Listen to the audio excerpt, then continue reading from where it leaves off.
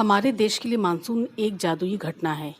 जादुई इसलिए क्योंकि मानसून के संग आने वाली बारिश का मौसम भले ही सिर्फ एक रूप में जाना जाता है, पर असल में ये हमारे देश की 6 ऋतुओं बसंत, ग्रीष्म, वर्षा, हेमंत, शरद, शिशिर और पतझड़ को प्रभावित करने की हैसियत रखता है।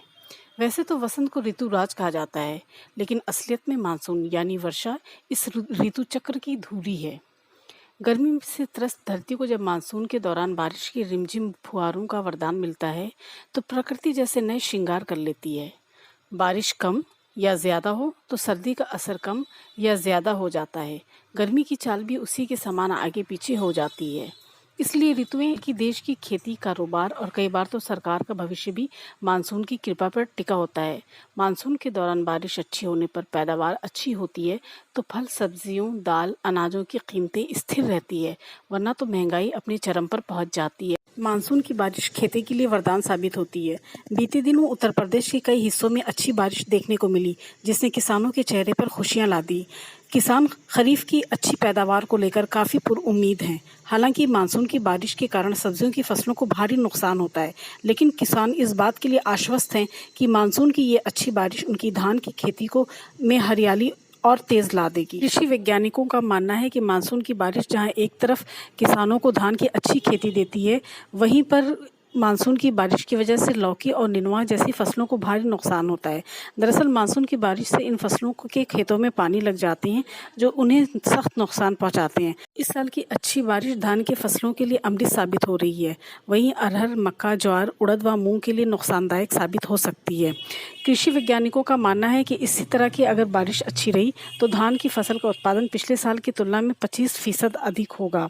वहीं उनका सुझाव है उन किसानों के लिए जिन्होंने अरहर, मक्का, ज्वार, उड़द व मूंग की फसलें लगा रखी है कि वो अपने खेतों में पानी ना लगने दें। पानी लगने से ही इन फसलों को नुकसान होता है। माना जा रहा है कि अच्छी मानसूनी बारिश अर्थव्यवस्था के लिए मरहम साबित हो सकती है। देश की आधी से ज़्यादा फसलें इसी मानसूनी बारिश से लहलहाती हैं। फसलों की पैदावार से खाने पीने की चीज़ों के दाम तय होते हैं। पैदावार बढ़िया रही तो निसंदेह महंगाई पर भी इसका असर ज़्यादा नहीं पड़ेगा। कोरोना वायरस के कारण देश में करोड़ों लोगों को अपनी रोजी रोटी से हाथ धोना पड़ा, इसलिए इस साल ये मानसून और भी ज़्यादा महत्वपूर्ण हो गया है। इतना ही नहीं, भारत 4 दशकों से अधिक समय में पहली बार भयंकर मंदी की तरफ बढ़ रहा है। देश की जीडीपी ग्रोथ में भारी गिरावट का अनुमान बताया गया है। बढ़िया बारिश से ग्रामीण अर्थव्यवस्था को ताकत मिलेगी। भारतीय कृषि अभी भी मानसून पर निर्भर है। देश की कुल कृषि भूमि में 60% से अधिक पर नियमित सिंचाई की सुविधा उपलब्ध नहीं है। कमज़ोर मानसून या अति वर्षा दोनों में फसल का उत्पादन प्रभावित होता है।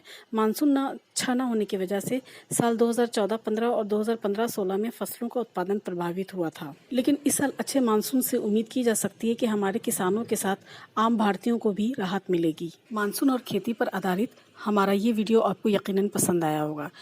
इसी तरह के और वीडियो के लिए आप हमारे चैनल को सब्सक्राइब करें, लाइक करें और अपने कमेंट्स भी हमें ज़रूर दें।